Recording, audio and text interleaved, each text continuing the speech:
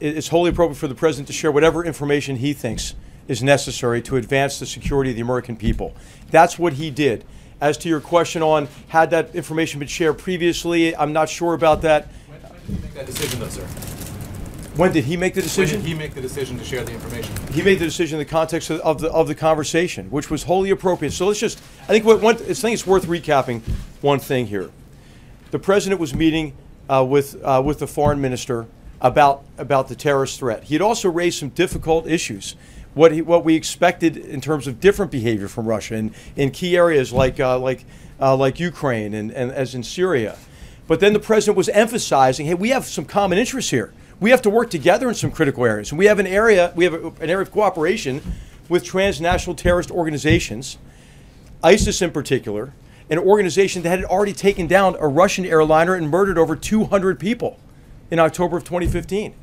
And so this was the context of the conversation in which it was wholly appropriate to share what the threat was as a basis for common action and coordination.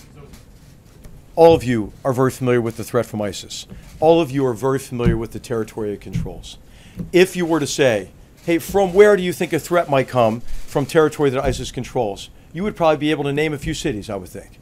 And so it was nothing that you would not know from open source reporting in terms of a source of concern. And it had all to do with operations that are already ongoing, have been made public for months. There are no sensitivities in terms of me or anybody who's been with the president in many of these engagements. He shares information in a way that is wholly appropriate.